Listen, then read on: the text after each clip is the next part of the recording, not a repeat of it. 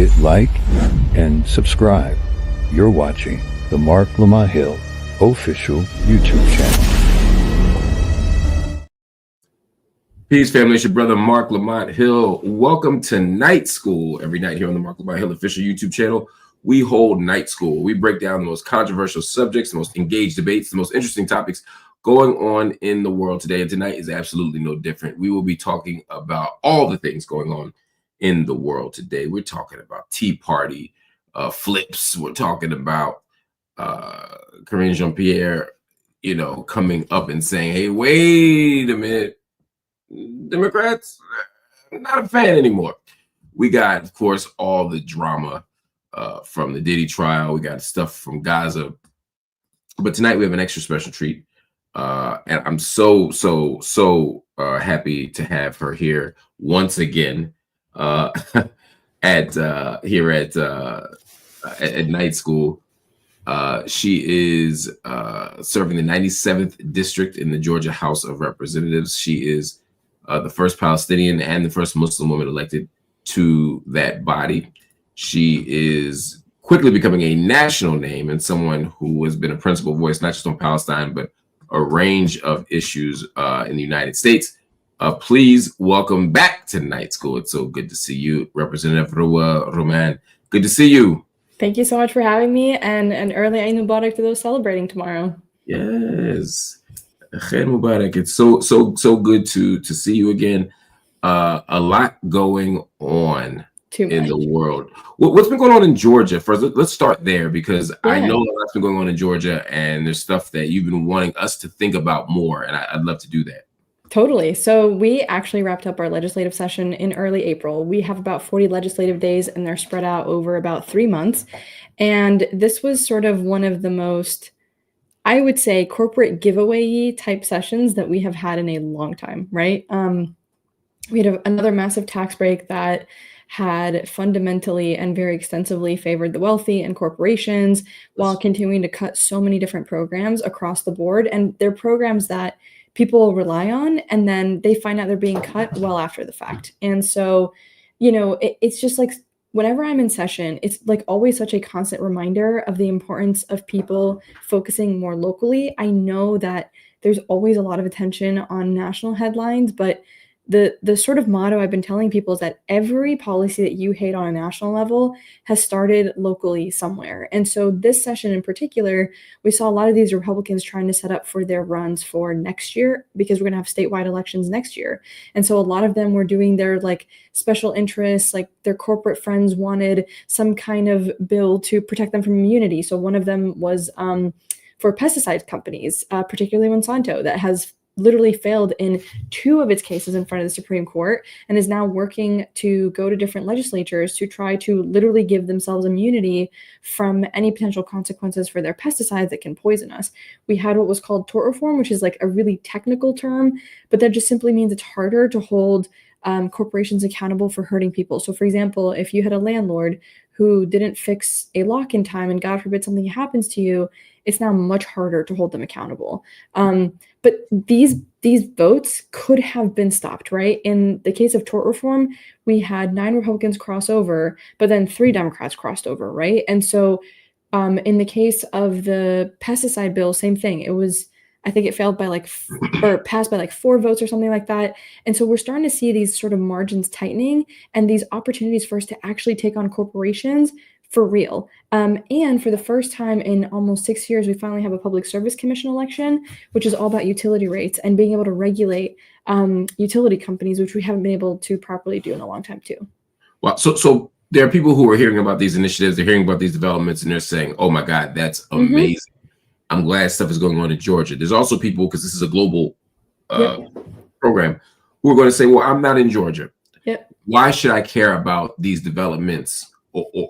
And I think there's some interesting answers to that. Talk to me. Yeah, totally. So it's actually funny, because it's sort of the inverse of when people ask me, why should I care about Palestine? And I explain to them how our police departments will go train with the IDF, and how, for example, we have a lot of cities that will do investments in Israel and will buy technology and try to get Israeli companies to come to their municipalities and counties. But the opposite is also true, right?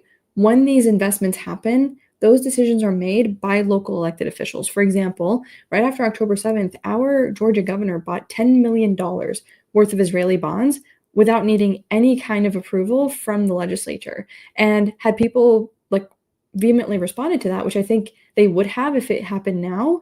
I don't think he would have done it, right? Like That's wild. The money is going, like the decision about the money is happening here, and it's going and creating consequences over there, kind of thing. But at the same time, like what happens over there, like impacts here. Wow. There are people who feel like they can't get involved in local elections or local politics. They feel disconnected from the process, entirely, national, local, whatever. What do you say to them? Yeah, this is actually one of the lowest barriers to entry that you can do in terms of political power, because your vote is one of way less than a number of votes, right? Like, for example, a member of Congress can represent 1 million plus people, because we haven't fully expanded Congress the way we frankly should per our growing population. But a state representative like myself, we represent about 60,000 constituents. Of those, in a very sort of large turnout district, 20,000 people are eligible to vote, maybe a little bit more. And so you go from being 1 in a million to actually it's actually really abysmal. The district next to mine, that entire district was decided by less than 1,000 votes, like a total of less than 1,000 people voted. So imagine if it was like you and your neighbors and whatever. Like the example I always give people is that my city council person won by 4 votes in a runoff. That runoff happened in 2021, where sorry, this is my cat, where, it was like my grandfather had just passed away, and I was like in a haze, and I remember seeing like hey, come on, go vote here signs everywhere. And I like texted my husband and my 2 neighbors. I was like, do you guys want to do dinner and go vote? And we found out he won by literally 4 votes in a runoff. And so, sometimes that can be the difference between, hey, like, is this policy going to happen, or is this awful policy going to happen instead? Right. And when we think about the role that Georgia played in the presidential elections, it's possible that these statewide elections will have a national impact, depending on who the attorney general is of the state, depending on who, et cetera, et cetera. There's so many things. There's so many things to think about. But I'm always glad to watch you do this. I got to say, selfishly, and I know I've asked you this before, but there are a lot of us who'd love to see you go from the state house to U.S. Congress. Any chance you'd consider it? So this is not a line. There is so much happening on a state level, and I have such a passion for it. Like I think that sometimes, again, people get so focused on Congress, and I understand why, but seeing the decisions that are being made and the impacts that we can have and the influence it has on Congress, right? Because when we as state House members and state Senate members reach out to our congressional colleagues, we actually can push them on decisions. And so for me, it's if I can be closer to my constituents, closer to my neighbors, closer to my family, obviously, and be able to like maneuver sort of these conversations and be able to lead on policy. Congress just seems like one of those things that's so entrenched right now and chaotic. Like, yes, we need more people up there, but in order to be able to build a bench, build that expertise, build out that capacity, we're still trying to recruit. Like, I'm still trying to learn how to fundraise enough so I can keep staff, because we don't get staff as elected officials here in Georgia. And so like, in order to be at that level of Congress, like, yes, do I think I have the skill sets? Sure. But 1, in a heavily gerrymandered state, it's going to be pretty hard to primary people. But 2, there is genuinely, like, this is sort of like part of the reason I've been trying to proactively like go and talk on these shows and like try to raise awareness, is that I understand the instinct of let's go to Congress, but I promise you there is so much happening in our own backyards that we have no idea about. Oh, can't hear you. Whoops, I said no, that's absolutely true. And I appreciate you saying that, because so many people act as if it's purely a careerist consideration that, oh, can I get a better job? Can I get a more prestigious job, a better paying job? Because I mean, U.S. Congress certainly pays more. There are some people in your branch and in your chamber who are working 2 and 3 jobs still. Exactly. So there are legitimate reasons that people have, but at the end of the day, the idea of saying I want to stay close to home, I want to stay close to the ground, is not a small thing, and I hope more people understand that.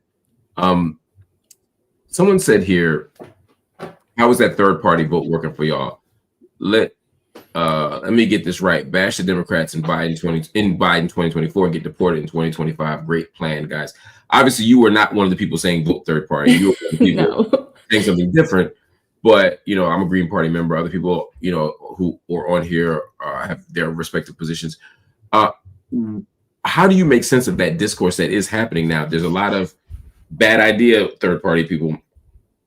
There's a lot of vote shaming. There's a lot of, you get what you deserve. You're getting deported. You voted for Trump. Ha ha. I mean, there's all of that stuff happening, not just for third party, but people who voted Trump, people who didn't vote. What do you make of that discourse? Totally. Here's what I have been telling people. It is not tenable to act as if elected officials and candidates do not bear responsibility. And it's not tenable to act as if voters don't bear responsibility, right? And this is actually something I think the last time I was on here, we talked about structurally, why, for example, it is much harder for third parties and why I still don't agree with the idea of third party on a national level.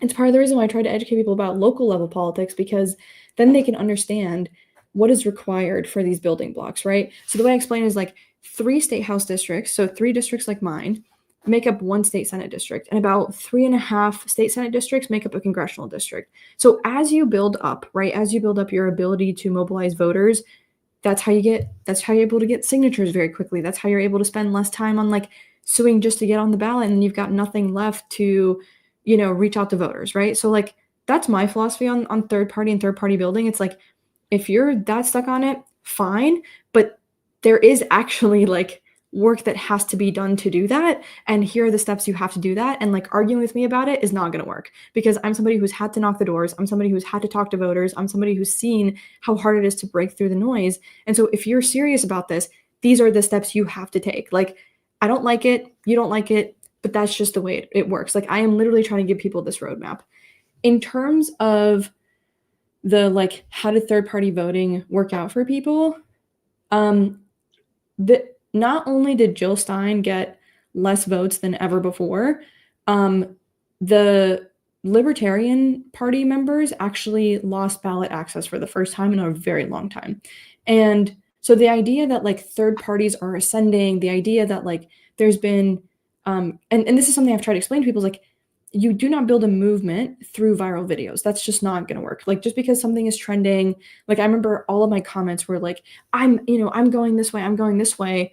The numbers never bore that out. Our biggest problem was the couch, which is what we warned about, which is that like people need candidates that they feel are authentic, and they weren't getting that last year. And at the same time, like, I'm gonna be honest with you, people accused a lot of us of fear mongering about Trump. Like right now in a lot of community spaces that I'm in, I've literally had people come up to me like, I'm really sorry. I really didn't realize like that you were genuinely being honest. I thought like, they're like, it's not like, some of them obviously did the whole, like, you're selling out thing, but a lot of them just had a hard time believing that it could be this bad. And one thing I try to explain to people is that as an elected official, I have way less capacity to do constituent services outside of my district compared to before, because we had a competent, like somewhat competent federal government. I knew that if I sent a constituent their way, the issue would get taken care of. Now, not only do we have more needs in the district, but you got to hold their hand, walk them in the building, and make sure it gets done, because you can't trust. Horrible. Yeah. It's horrible. Like I had a guy, oh God, it was so heartbreaking.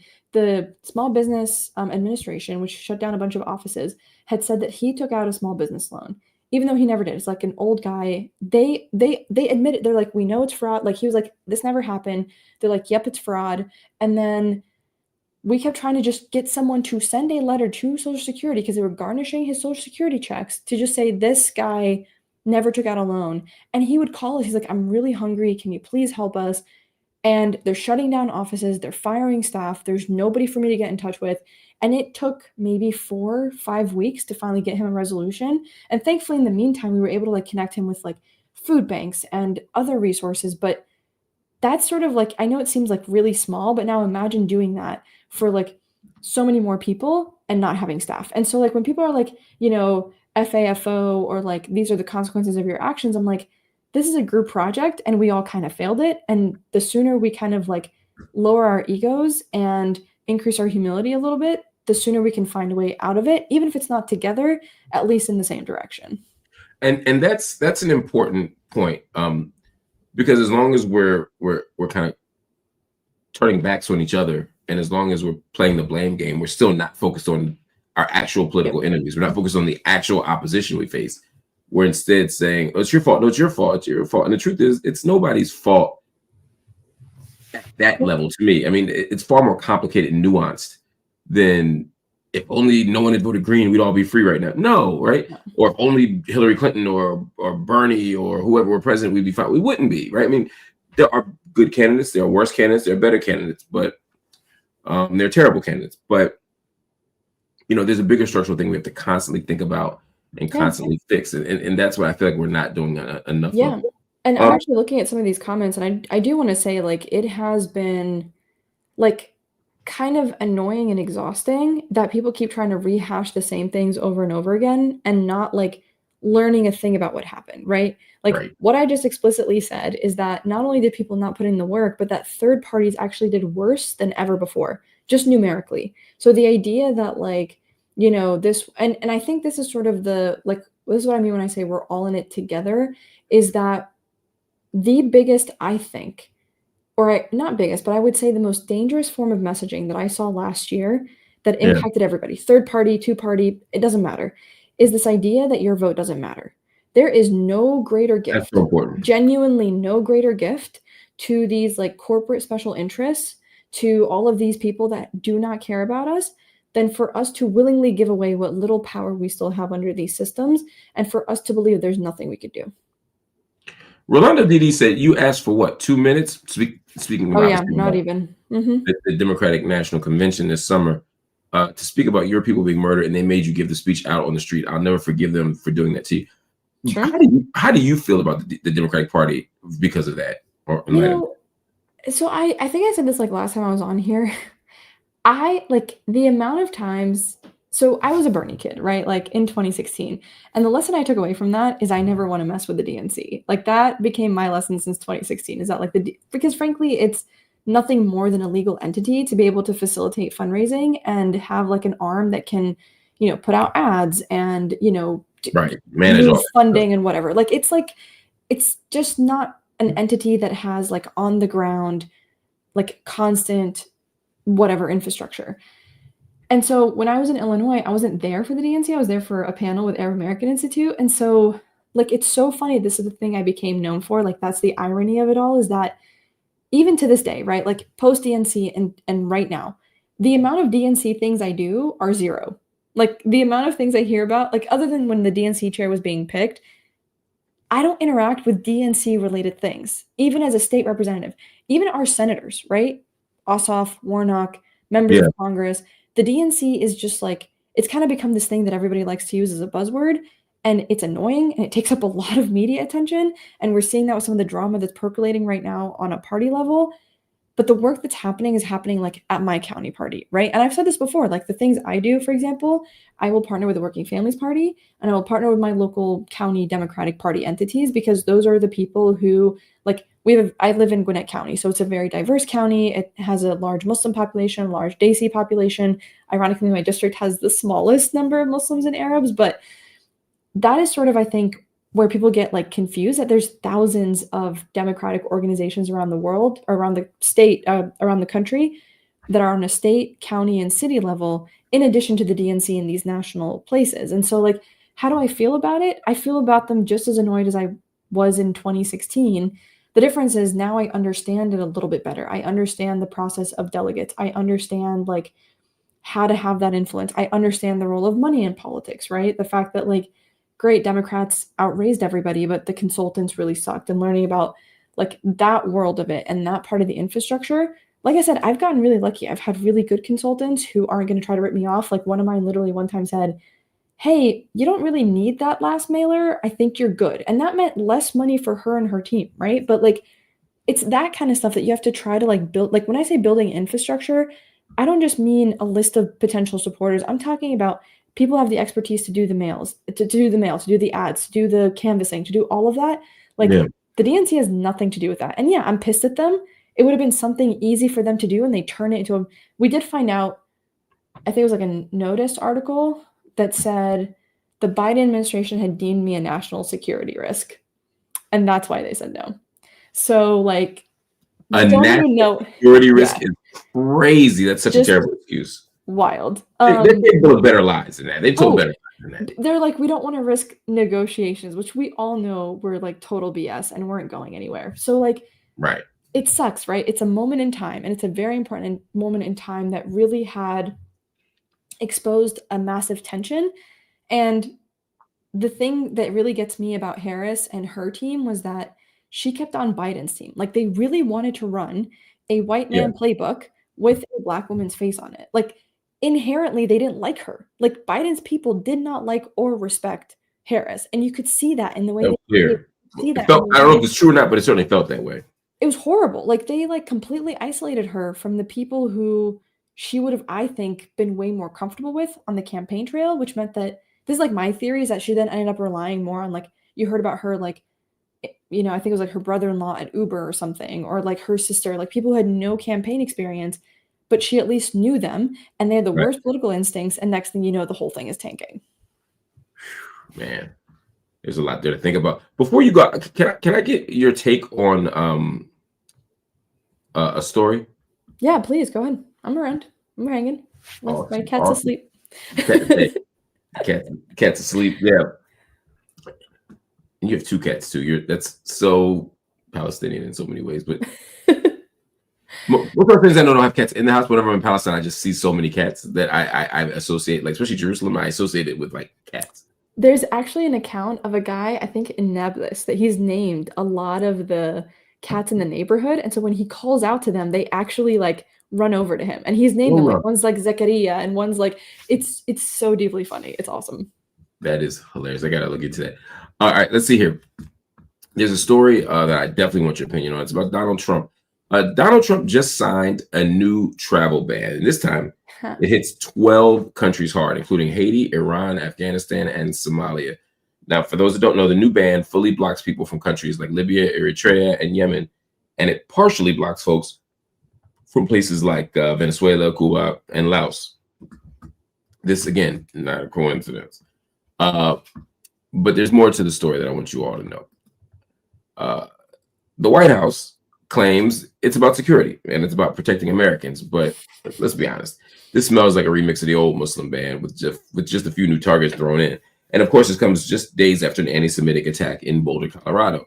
Officials say that the incident pushed Trump to move fast, but critics say he's doing what he does, which is using a tragedy to push a policy, a problematic, and in this case, xenophobic policy. Trump's press team is calling this common sense, saying it's about countries that don't cooperate with U.S. background checks or who have high overstay rates. But we've heard this language before, and courts didn't like it then. I'll be interested to know what they say now, but what say you, Representative? Yeah.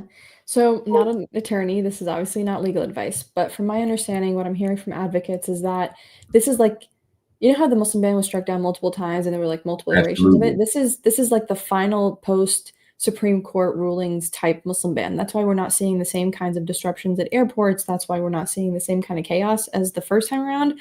On top of that, there's been 150 other forms of chaos. And let's be honest, we're seeing it in the chat that, the reason I was kind of hung up on the previous conversation is that there is this fear that I have that so many people are like understandably upset about a lot of things that we are forgetting how to form coalitions and be there for each other.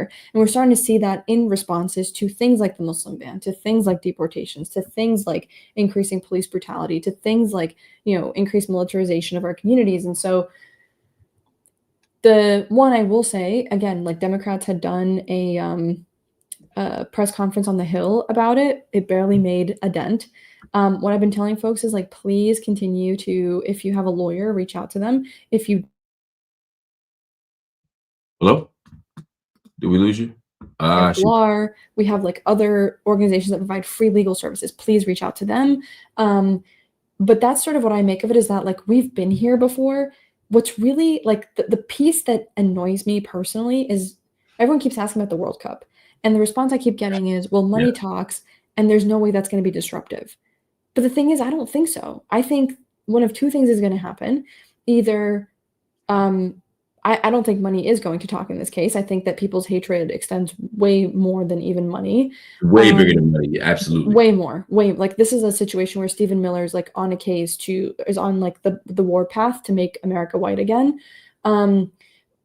And also like the chaos that is going to wreak on cities that are frankly displacing their local communities to prepare for these World Cups, and they're not going to get anything out of it, right? Like it's going to be like a lose situation that's going to further entrench a lot of the like anger and frustration and hatred and xenophobia, and people just don't know how to connect dots. Like the thing that's really getting to me right now, and part of the reason I've for the first time ever been proactively reaching out to people and being like, hey, can I come and talk to folks, is like I need people to be talking to each other and to their neighbors to explain to them what's going on. Tell them the Muslim ban is back.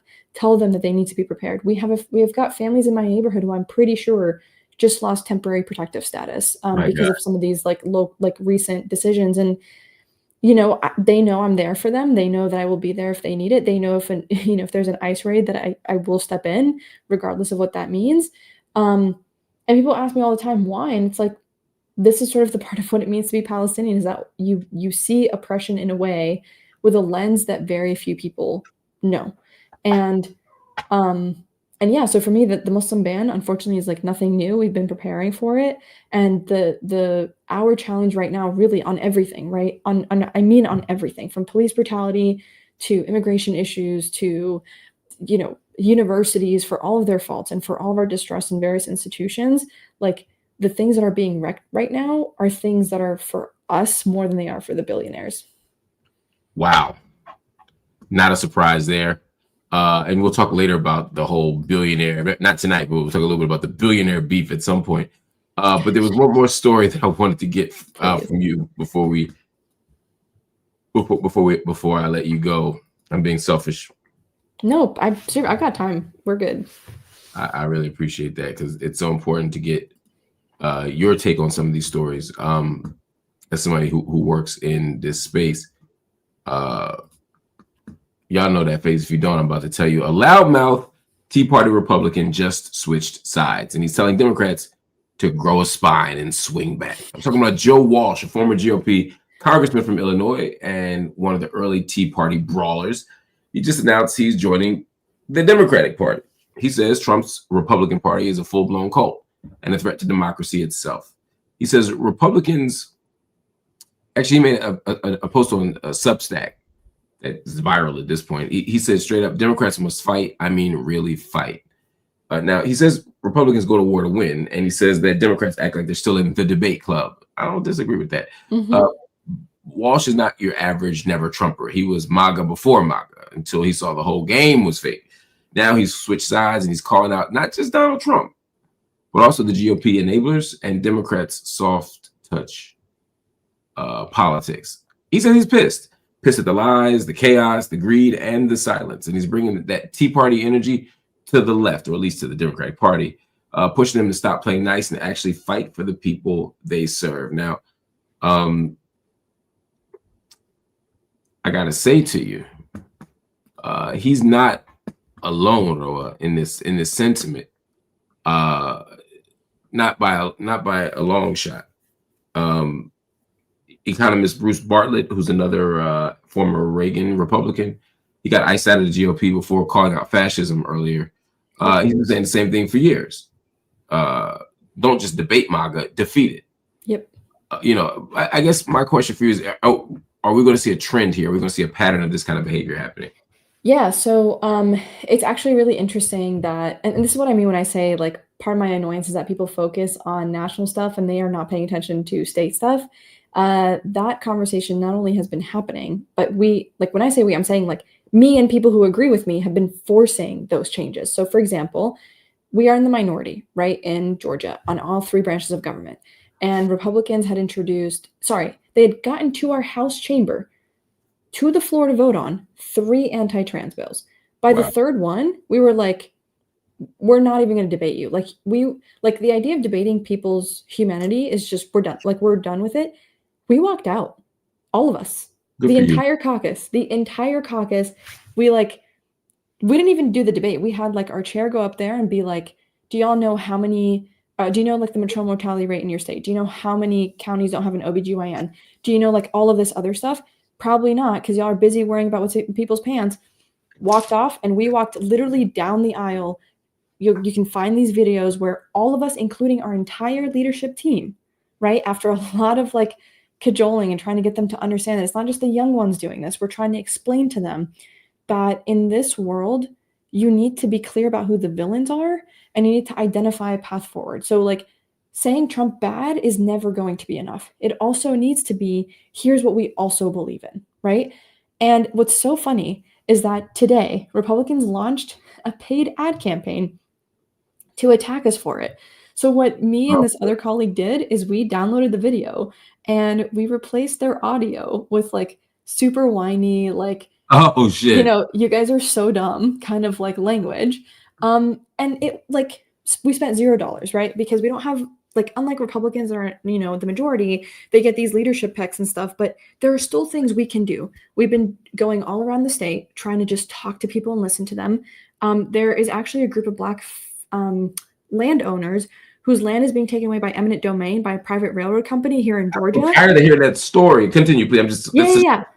So do you know who led to have the press conference, even though like I wasn't in it, to have the Georgia Legislative Black Caucus do that press conference? It was the Palestinian, right? And so like you're starting to see like that's what I mean when I say that, like, I'm glad that people are listening to Walsh. I get it. I get why that, like, that sentiment of like, we need to be listening to these people. But the reality is that it was all of us from the very beginning, all throughout last year, that we're saying people need to see us fighting for them, not just saying how great we are. It was us talking about how not only do we need to like treat MAGA as a serious, like, we, you know, you can make fun of them, but they're a serious movement. They're not just extremists on the internet. Correct. And the thing about the Tea Party movement, for those who don't remember, after Obama got elected, these Republicans lost their ever-loving minds, right? And so they started primarying Republicans. And the reason that was effective is you're not spending money on technicalities. Like, I cannot be more clear about this. Party affiliation on a ballot is a technicality. You can run under whatever party, under whatever party umbrella you like on the ballot, and still be a Working Families Party member, a Democratic Socialist member, a Green Party member, a Libertarian member. Like, at some point, we are going to have to make that decision of like, how is this going to move? Because we're seeing it with the Tea Party. They got it done, right? He was part of that movement, and he knows better than anybody that it's us. Like, I kid you not, right now, if everybody on this call showed up to their Democratic county party, if it's not like if it's a county party that's not like super like Atlanta or whatever, but like in their suburbs, and if you offer just to do the newsletter or social media, you'll probably be chair of the party in a year, and you'll probably take it over. Like, wow, I'm serious. I know I sound like please believe me, but like, I swear to you, like, that is how this kind of infrastructure works. That's how the Tea Party did it, and we're already seeing it in just this year alone, right? When we have 17 new freshmen last year, or last term, it was 26 new freshmen. The turnover is happening. The question is, who is going to be making those decisions? Is it going to be people like us who are fighting for the families in Sparta? And yes, thank you for bringing up Zohran, because right now, New York, if you live in New York, don't rank Cuomo. Tell your friends not to rank Cuomo, and make sure you're ranking Zohran #1, along with a full slate of candidates that are not Cuomo, because that is what the Tea Party is. They went to municipals, like city level. They went to school boards. They went to county. The Tea Party did not leave a single seat on any level of government uncontested. Water and soil, for goodness sake.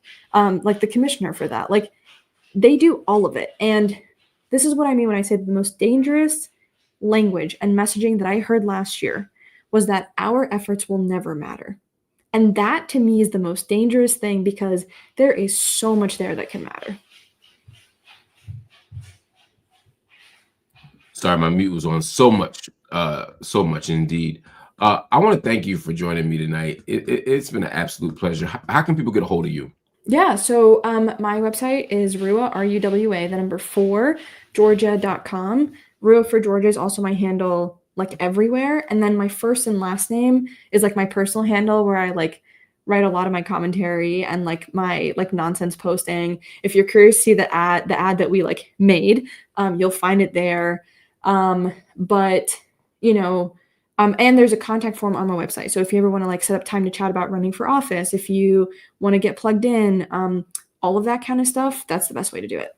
That's the best way to do it. Rua, thank you so much for joining me. Yeah. Everybody, ruaforgeorgia.com. Also, again, the social media handles that she mentioned. Let's support. Let's fight. When we fight, we win. And Rua's right there at the front lines helping us make that happen. Good to see you again, Eid Mubarak. Eid Mubarak. It's great to see you too. Keep the fight, y'all. All right, family, we'll take a quick break. When we come back, I got one more story for you before we go. Hang right here. Hit like and subscribe. You're watching the Marc Lamont Hill official YouTube channel. All right, family. It is day, was it 16 now? Is it day 16 of the Diddy trial? I believe it is. It's day 16 of the Diddy trial. And it's so important that we talk about some of this stuff. Again, I ain't going to cover every detail of the Diddy trial. I told y'all that, but some stuff just has to get covered. So it's day 16 of the Diddy trial. And Diddy said he was the devil. He said that he himself was the devil. Then he dropped a woman 17 floors to her death.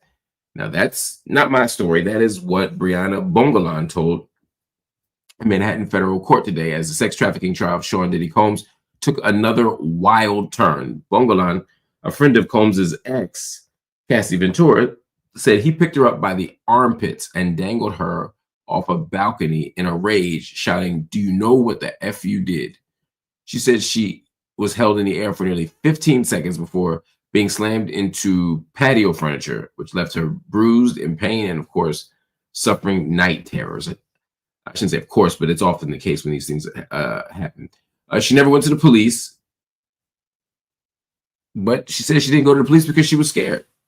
Now, the trial is digging deep into what prosecutors call a decades-long web of abuse, threats, guns, freak-off sex parties, and violence covered up by Diddy's music empire, which is where the racketeering charge comes in. Photos of her injuries were shown to the jury. Bogolan admitted that she and Cassie were on drugs, but also said that the violence was real and it wasn't occasional, it was constant. She also said she saw Combs throw a knife at Cassie and Cassie threw it right back. Meanwhile, and that's crazy, by the way, I just don't want to dig into that. But meanwhile, a video expert confirmed the viral hotel footage showing Combs beating Cassie in a hallway was not doctored at all.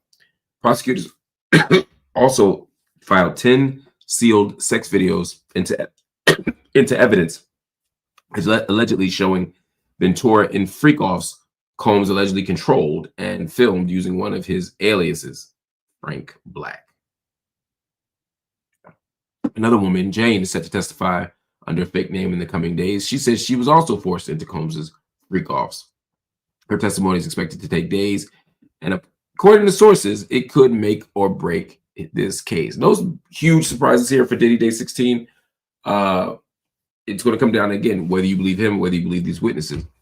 There's a lot of witnesses, so it's going to make it difficult to keep the skepticism going. At some point, jurors start to believe stuff if they hear too much of it. So it's going to be very interesting to see how this plays off, how this plays out. But I still think Diddy's going to be found guilty, and I don't think he'll get the most severe of sentences, but I think he's going to get something significant. He ain't walking home without a charge, without a conviction. That's just not how the feds play ball. So we'll look at that and we'll figure that out. But I am excited about the amount of credible coverage we found this time versus other cases where we couldn't even get credible coverage, even coming out of the courtroom. So this is big. This is huge. I got more to talk about. I'm going to come back later tonight, early tomorrow morning to talk about Karine Jean-Pierre. But in the meantime, thank you all for watching Night School. Hit that like button, hit that subscribe button, and if you're so inclined, hit that join button and become a member of the family. If you don't want to do that, go to Cash App, PayPal, Venmo, or Zelle. If you watch the show every night, y'all, and you're getting the information, but you're not donating, just think about that gap. Now, you don't have to donate a lot, but $5 would be amazing for the month. So if anybody's inclined, please drop a $5 in the Cash App, PayPal, Venmo, or Zelle. If not, just keep studying, keep watching, keep building, keep growing, because that's what it's all about. I'll see y'all tomorrow.